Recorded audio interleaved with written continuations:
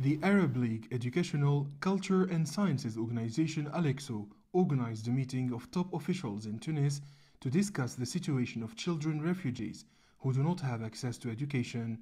Experts said that convincing parents to send their kids to school was easy in refugee camps, while the situation is complicated in the cities. In the urban setting is most difficult because there is a lot of work that we have to do in terms of outreach, to convince, to advocate that the right of education is for their right to educate and to learn. Since the beginning of the war in Syria, hundreds of Syrian families live in Tunisia. Next week, Diana will sit for the National Baccalaureate exam. My dream is to graduate and to help Syrian refugee children learn how to read and write. Education is the only solution to help our people in Syria. Despite their very high qualifications, dozens of Syrians who studied in their home country were unable to find jobs in the North African state. Some have become successful businessmen, yet they still believe in education.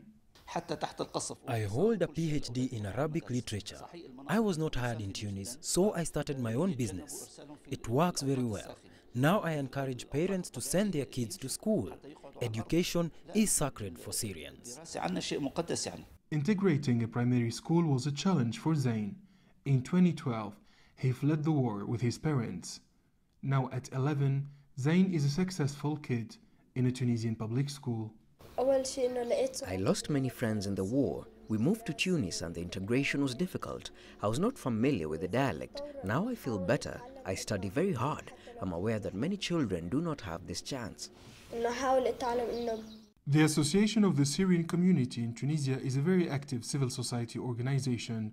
It provides assistance to refugees and facilitates schooling for children who dream of returning home in order to rebuild Syria.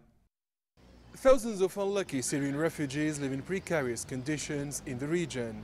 Children are the first victims of the ongoing armed conflict in Syria, as many lost their parents and must work at an early age to feed their families. Adnen, CGTN, Tunis, Tunisia.